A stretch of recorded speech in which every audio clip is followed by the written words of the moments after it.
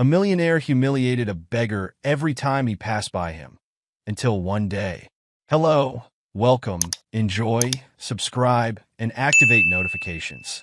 Tyler was a young man with a large, unkempt beard, dirty hair, and an appearance that clearly showed how life had mistreated him. His clothes were always dirty and torn, and his gaze was distant, as if he were trapped in painful memories. He had appeared in Woodsfield a few years ago and had since lived on the streets, begging to survive. Despite his appearance, Tyler never harmed anyone. He was a quiet beggar who spent his days playing guitar on street corners and in parks. Everyone knew his name because the police, during their rounds, had checked his identification and found that he was just a simple beggar, nothing more. In fact, some officers even liked him. People didn't mind his presence much. Some even helped him with coins or a piece of bread, but most avoided prolonged contact. No one knew anything about Tyler. The only thing everyone knew was that he played the guitar perfectly. His melodies were sad, filled with melancholy and deep emotions that seemed to come from his soul. People would stop to listen to him play. It was impossible not to be moved by his songs. One of these people was Emily, a young woman with a generous heart who often left him some food or spare change. She would sit near him, trying to understand the sadness behind those eyes. Despite her efforts, Tyler never spoke. Emily even began to think he was mute. "Hi, Tyler. I brought you a sandwich today," Emily said with a shy smile, extending the package to him. Tyler just nodded in thanks, his eyes sparkling for a moment before returning to his usual sad expression. He took his guitar and began to play a soft melody that brought tears to Emily's eyes. "You play so well. I wish I knew more about you," she said, almost as a whisper, more to herself than to him. While Emily felt drawn to the music and the mysterious figure of Tyler, her boyfriend, Jacob, was the opposite. Jacob was young and wealthy, used to getting everything he wanted. He didn't understand Emily's concern for the beggar. "Why do you waste your time with this guy, Emily? He's just a bum," Jacob would say with disdain in his voice. "He's not a bum, Jacob. He's a human being, and you should be more compassionate," Emily would retort, trying to defend Tyler. One afternoon, Jacob decided to push things further. He and some friends were passing through the park where Tyler was playing. With a malicious smile, Jacob approached. "Hey, bum, why don't you play something more upbeat, huh? These sad songs are bringing us down," Jacob mocked while his friends laughed. Tyler looked up, staring at Jacob for a moment before returning to his guitar, ignoring the provocation. Emily, who was nearby, quickly approached. "Leave him alone, Jacob. He's not bothering anyone," she said angrily. "Oh, come on, Emily. He's just a beggar. You don't need to get so defensive," Jacob replied with an arrogant smile. Emily looked at Tyler, her eyes pleading for understanding. "Let's go, Jacob, please." Reluctantly, Jacob shrugged and walked away with his friends, but not before casting one last look of disdain at Tyler. A few days later, Emily returned to find Tyler. She felt there was more to this silent figure and wanted to discover what it was. Sitting beside him, she tried again. "Tyler, I know you don't speak much, but I'd like to understand what you feel when you play these songs. There's so much sadness in them. Why do you never talk to anyone?" Emily asked, her voice full of genuine concern. To her surprise, Tyler stopped playing and looked directly into her eyes. There was a long silence before he finally spoke, his voice hoarse and weak, as if he hadn't used it in a long time. "Because words can't express what I feel. Music is the only way I can show what's inside me," he replied slowly, each word laden with pain. Emily was surprised and moved. "Tyler, what happened to you?" Tyler sighed deeply. "I had a life, a family, but I lost everything. Music is all I have left." Before Emily could respond, Jacob appeared again, this time more irritated to see the two talking. "Are you kidding me, Emily? Now you're going to chat with this bum?" he shouted, pulling her by the arm. "Let go of me, Jacob. He's sharing something important," Emily said, trying to free herself. "I can't believe you're defending this trash," Jacob sneered, pushing Emily aside and approaching Tyler. "Why don't you just disappear, huh? You don't belong here." Before the situation could escalate, a passing police officer intervened. "What's going on here? Is there a problem?" Jacob quickly backed off. "Nothing, officer. We were just leaving." The officer gave Jacob and his friends a stern look. It's better if you don't cause any trouble. Move along. Emily helped Tyler to his feet. I'm sorry about that. I'll try to help you more. Maybe we can find a solution. Tyler just shook his head, as if saying he preferred to remain silent. Emily understood and said she would keep coming by because she loved Tyler's music. From that day on, Emily continued to visit Tyler whenever she could, bringing food, clothes, and most importantly, companionship. She knew she couldn't change his past, but she hoped at least to bring some comfort to his present. And so, despite all the challenges, an unlikely friendship blossomed amidst pain and music, proving that humanity could still be found in the most unexpected places. Emily's friends, like Lucas, closely followed her concern for Tyler.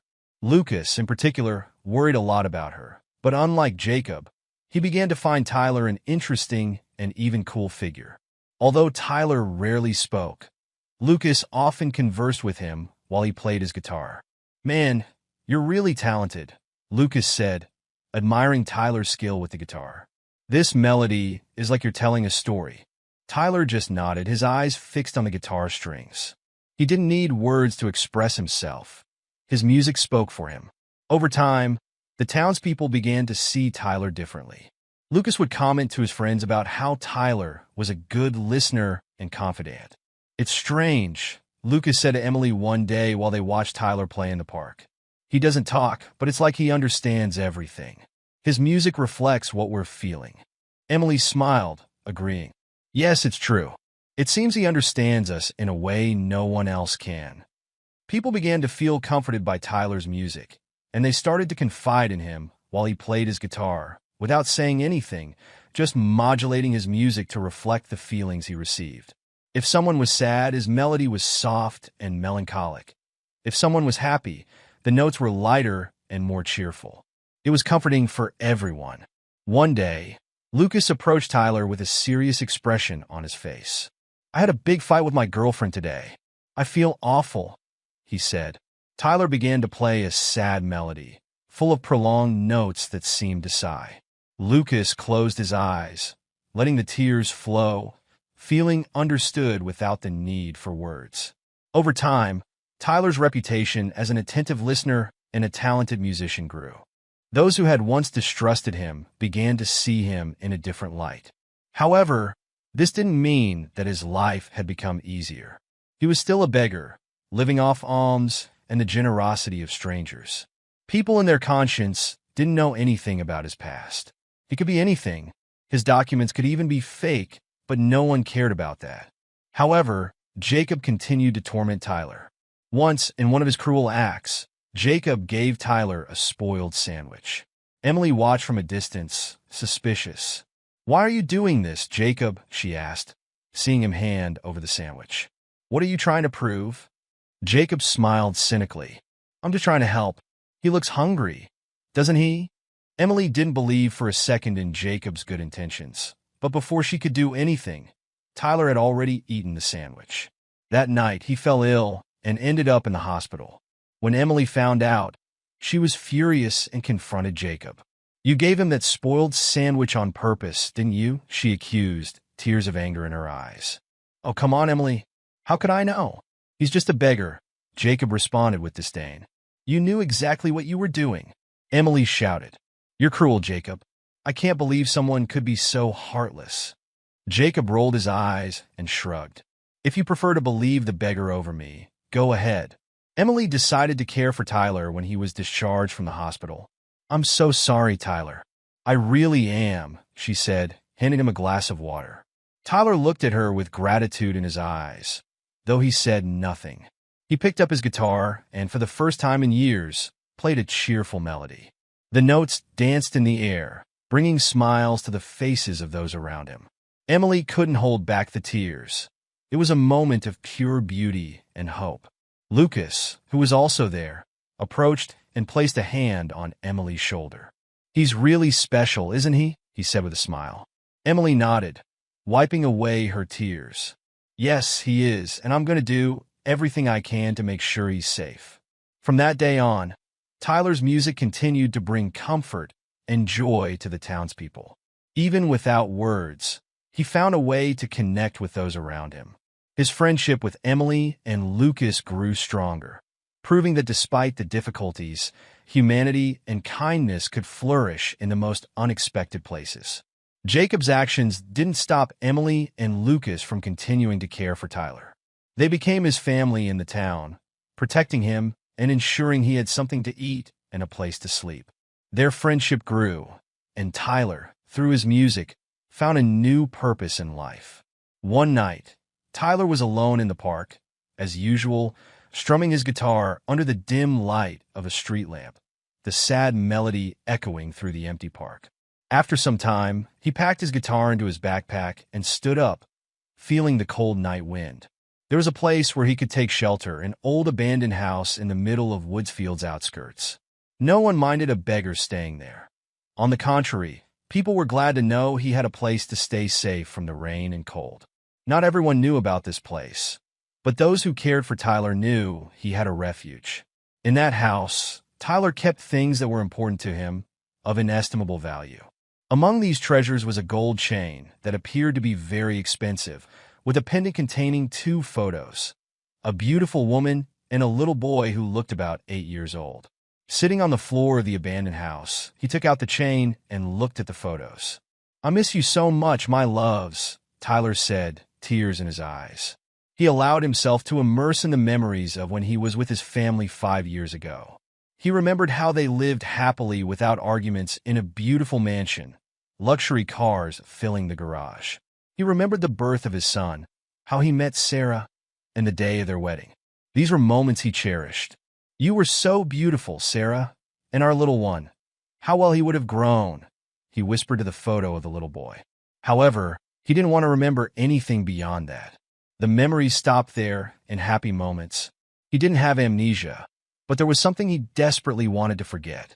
Suddenly, Tyler heard a noise outside the house. He quickly put away the chain and the photos, standing up to check what was happening. "Who's there?" he asked, his voice echoing in the night silence. He looked around, but there was no one. It was a small grove, and he decided to move a little further away from the house to investigate. As he walked among the trees, the wind whistled, and the dry leaves crackled under his feet. But then, as he turned back toward the house, he saw something that made him freeze in fear. The fire had started, and the flames were already consuming the small structure. "No, it can't be," he murmured, his heart racing. Desperate, Tyler ran toward the fire, but the flames were too high for him to get close. "Everything I had of value is in there," he shouted, his voice lost in the crackling of the flames. He didn't know what had caused the fire, but that didn't matter at that moment. What mattered was that his memories, his only connections to the past, were being destroyed. The sound of fire sirens cut through the air, and soon a team was on the scene, trying to contain the flames. Tyler watched helplessly as the firefighters battled the fire. "Please, save my things," he pleaded to one of the firefighters, but he knew it was too late. The fire had consumed everything quickly. The next morning, Emily arrived at the park and saw that Tyler wasn't there.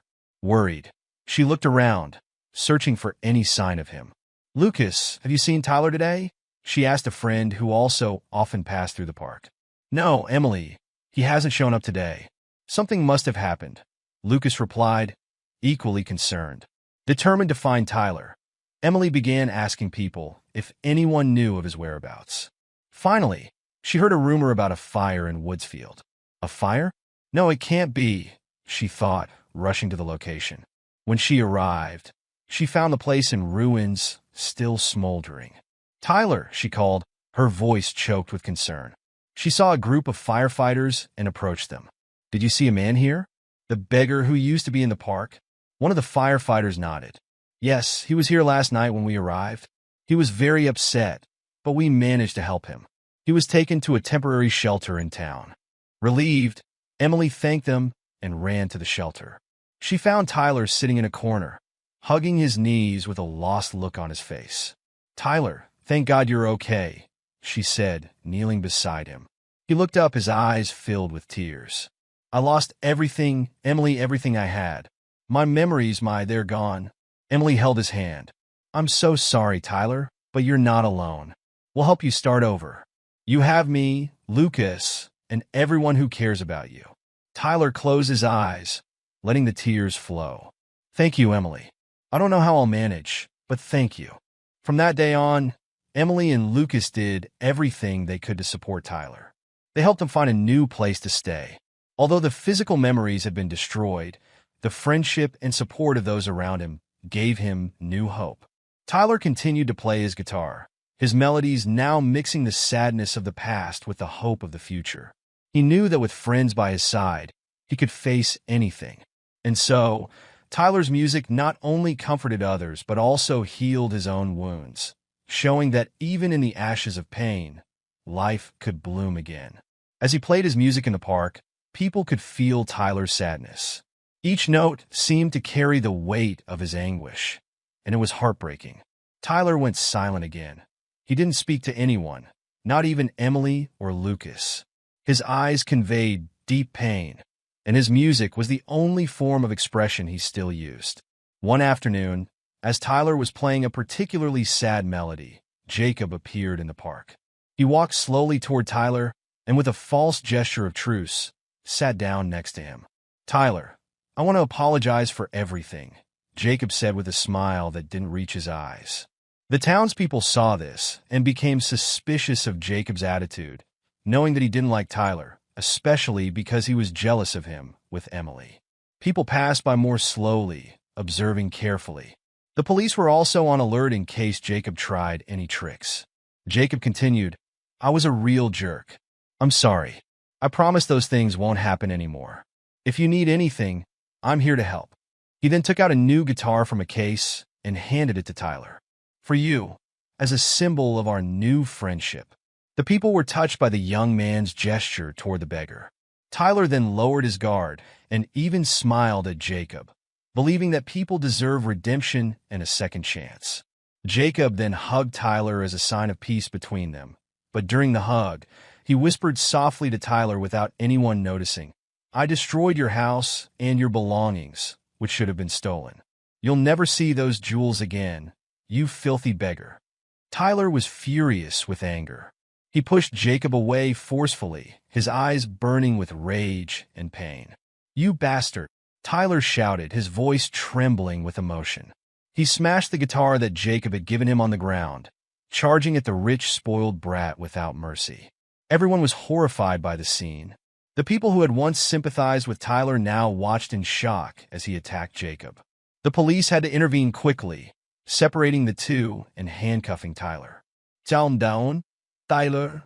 We'll sort this out, one of the officers said, trying to calm him down. You don't understand, Tyler shouted as he was taken away. He destroyed everything I had, everything. The town's older, gossiping women quickly spread the story in the worst possible way, not knowing what had really happened. The kind, wealthy young man Jacob went to help the beggar, and he attacked him with such rage, said one of them. Another gossiping old lady commented, He must be crazy, that beggar. I always suspected him. All this gossip reached the ears of Emily and Lucas. They were in a cafe when they heard the news. Emily, did you hear what happened to Tyler? Lucas asked, concerned. Yes, Lucas, but I don't believe he would do that without reason. We need to find out what really happened, Emily responded, determined. They went to the police station where Tyler was being held. Emily pleaded to speak with him. Please, I just need to understand what happened, she said to the officer on duty. After some resistance, they allowed Emily and Lucas to speak with Tyler for a few minutes. When Emily saw Tyler, her heart broke. He was sitting on the floor of the cell with his head down, looking defeated. Tyler, what happened? Emily asked, her voice full of concern. Tyler looked up, his eyes filled with tears. He destroyed everything, Emily. The poor little house I lived in, my memories, everything I had of greatest value in life. Then Tyler spoke about that night. I was at home, looking at a chain with a pendant of my late wife and son. Emily and Lucas were shocked to learn that Tyler had been married. Then Tyler continued. I heard a noise outside and went to check, but I didn't see anyone. Although those woods were small, I moved a little away from the cabin. Then, when I returned, it was in flames. Today, Jacob came to apologize, gave me a new guitar. He was pretending to be a sheep when, in reality, he's a damned wolf. And he hugged me and told me in my ear that he set the house on fire and that I would never see the chain of my wife or the photo of her and my son again. He destroyed everything I had, everything. Lucas put his hand on Tyler's shoulder. We believe you, Tyler. We'll find a way to fix this. Emily nodded. We'll find proof of what Jacob did. We won't leave you alone in this. As Emily and Lucas left the police station, they discussed what they could do to help Tyler.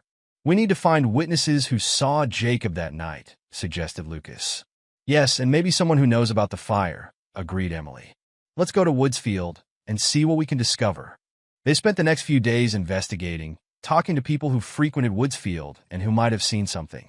Gradually, they began to piece things together. They found a homeless man who had seen Jacob near Tyler's shack on the night of the fire. I saw that rich guy there, the man said, pointing to a picture of Jacob. He was acting suspiciously. With this information, Emily and Lucas went to Jacob's house, ready to confront him. They knew they needed to be smart and set a trap to get him to confess everything. Without a recorded confession, they wouldn't be able to prove Tyler's innocence. Emily and Lucas discussed the details of the plan as they walked.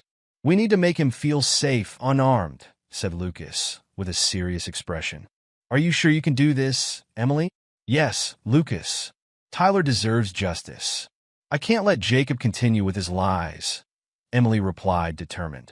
Arriving at Jacob's house, Emily took a deep breath and entered, while Lucas stayed outside, ready to call the police at the right moment. She walked up to the door and knocked. Jacob opened, surprised to see her. Emily, what are you doing here? He asked, suspicious. Emily forced a smile and entered the house. We need to talk, Jacob, about Tyler. Jacob narrowed his eyes, but let her in. All right, what do you want to talk about? They sat in the living room. Emily took her phone out of her pocket and placed it on the table on purpose, close to Jacob, so he could see she wasn't up to anything. Then, she placed her bag nearby and said, I'm so tired of Tyler. I can't take this situation anymore. I just want everything to go back to normal. Jacob raised an eyebrow. You're finally seeing reality, Emily.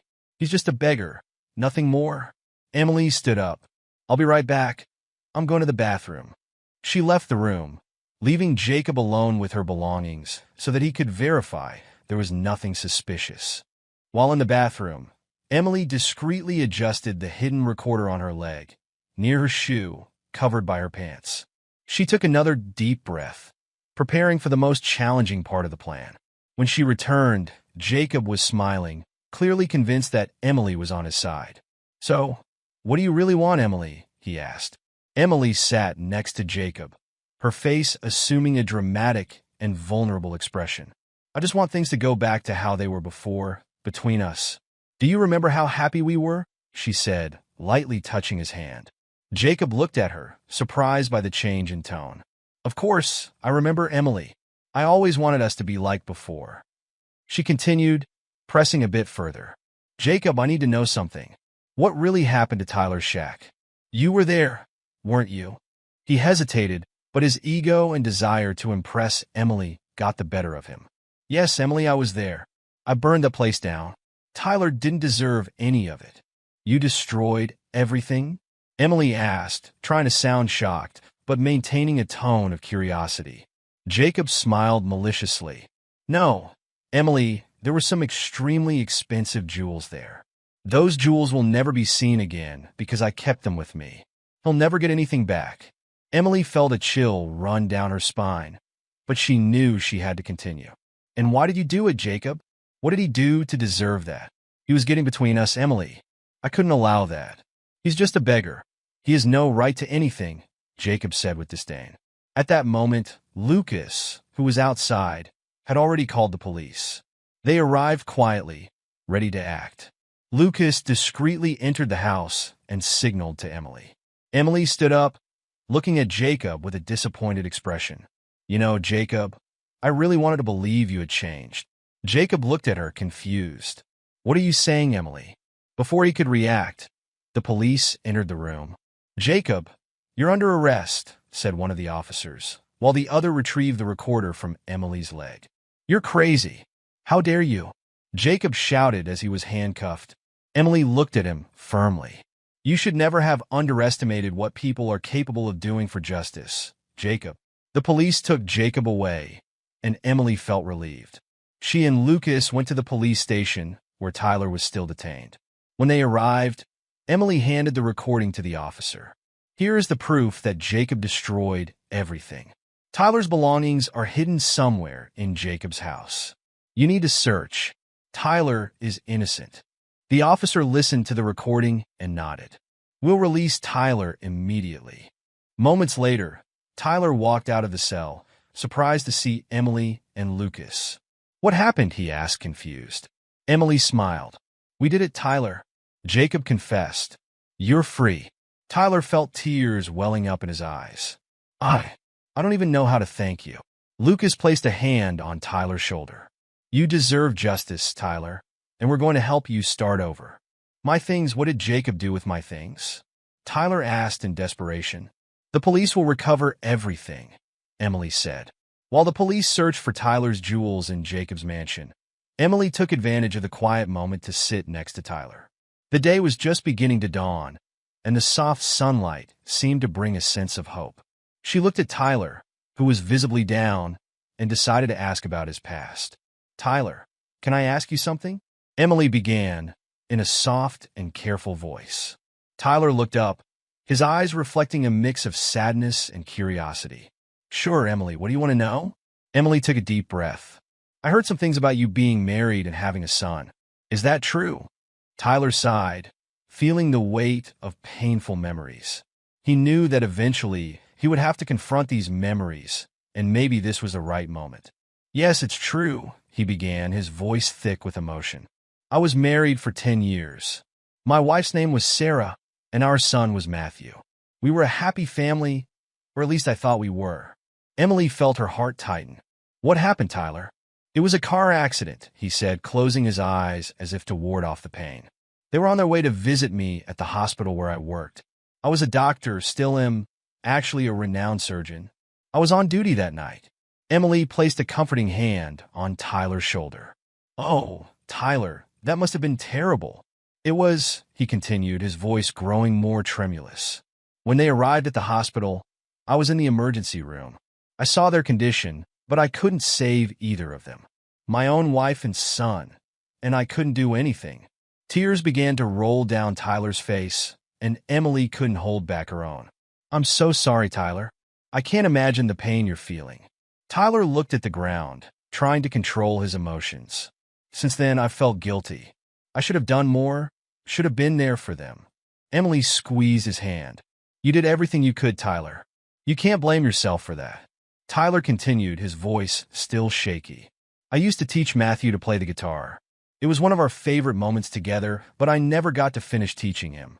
After they were gone, I couldn't look at a guitar without remembering everything I lost. The silence between them was interrupted by the sound of the police returning. One of the officers approached with a small safe in his hands. Mr. Tyler, we found the jewels. They were hidden in the mansion. Tyler took the safe with trembling hands, opened it slowly, and there were the gold chain and the pendant with the photos of his wife and son. Thank you, he said in a weak voice. Emily watched as Tyler held the pendant, tears streaming down his face. It's them, he said, showing the photo to Emily. My family. Emily looked at the photos, feeling the depth of Tyler's pain. They are beautiful, Tyler. You must have been a great father and husband. He nodded, trying to remember the good times. But it's difficult. The guilt is a constant weight. Later, as they walked together out of the police station, Emily turned to Tyler with a serious expression. Tyler, you can't go on living like this. You deserve more than this life of pain and guilt. I don't know if I can, Emily, he admitted. After I lost everything, the life of wealth lost its meaning for me. Emily stopped and took Tyler's hands. You have so much to offer, Tyler. As a doctor, you can save many lives. As a person, you can inspire and help others. Don't let this tragedy define who you are. Tyler looked into Emily's eyes, seeing the sincerity and compassion in her gaze. I'll think about it, Emily. I promise I'll try. Emily smiled, feeling that, for the first time, there was a real chance for Tyler to find peace. I'm here to help you, Tyler. We'll get through this together. In the days that followed, Emily and Lucas stayed by Tyler's side, helping him get back on his feet. A few days passed, and Jacob was released. Money, lawyers, and a very rich and influential father secured his freedom. However, Jacob was not willing to let this go. He believed that money could keep him unpunished for everything. So, he made the most reckless decision of his life. On the phone, he called his father. "Dad, that beggar is going to pay.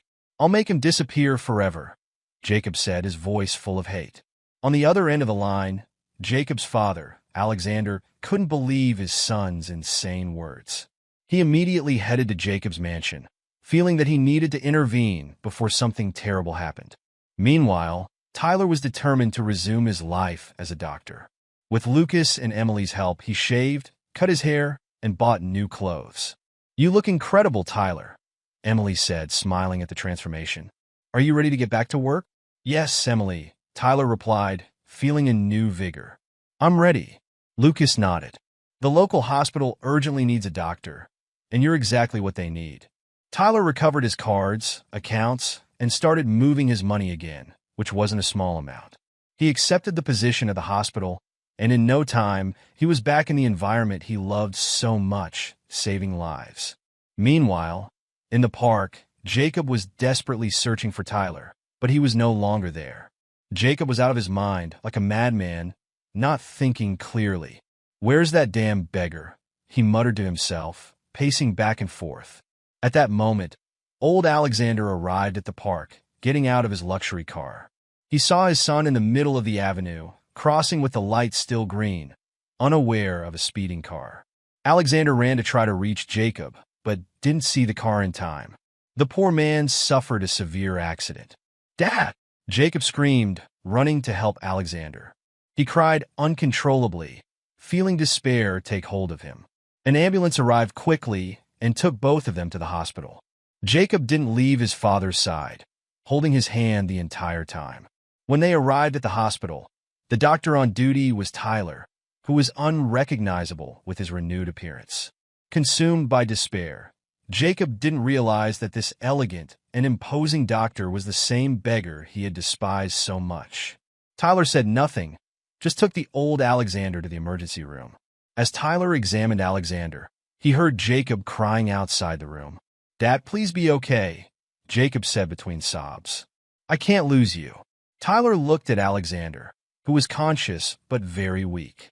"Mr. Alexander, I'll do everything I can to help," he said, his voice calm and professional. Alexander looked at Tyler, recognizing him immediately. "You're the doctor, the beggar." Tyler nodded. "Yes, sir, it's me." Alexander tried to smile, but the pain was evident on his face. "You're a good man, Tyler. Help my son, he's lost." "I'll do my best," Tyler replied, feeling the gravity of the situation. After stabilizing Alexander, Tyler left the room and found Jacob, who was still crying. "Is he going to be okay?" Jacob asked, his voice filled with fear. "We'll do everything we can," Tyler replied, maintaining his composure. "But you need to stay calm, Jacob." Jacob finally looked at Tyler and, with visible shock, recognized the man before him. "You're the beggar." "I am," Tyler confirmed with a firm look. "And now I'm the doctor taking care of your father." Jacob fell to his knees, guilt and despair overwhelming him. I'm so sorry. I didn't know what I was doing." Tyler placed a hand on Jacob's shoulder. "What happened in the past doesn't matter. What matters now is the present. We need to focus on saving your father." Time seemed to drag on as they waited for news about Alexander. Emily and Lucas arrived at the hospital, finding Jacob in a state of despair. "What happened?" Emily asked, her voice full of concern. "My dad, he was hit by a car. Tyler is taking care of him," Jacob explained, tears still streaming down his face. "Let's hope he'll be okay," Lucas said, trying to comfort Jacob despite everything he had done. After hours of agonizing waiting, Tyler finally emerged from the operating room. "Alexander is stable now," he announced.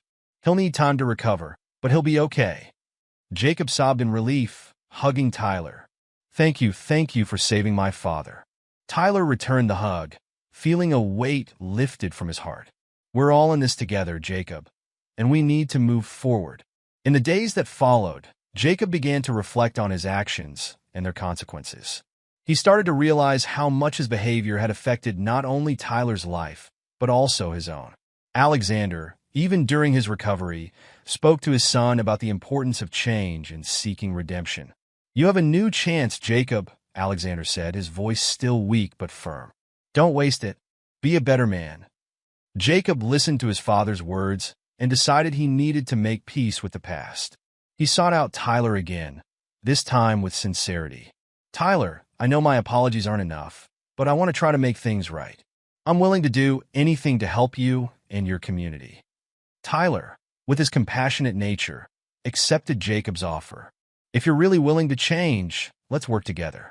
There's much to be done." As time passed, Jacob got involved in community projects, helping to improve the lives of those around him.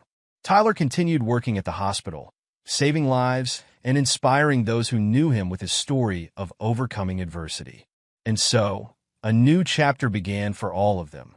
Jacob, Tyler, Emily, Lucas, united by bonds of friendship, forgiveness, and hope, showing that even in the most challenging situations, it is possible to find redemption and a new path forward. I sincerely hope you enjoyed the story.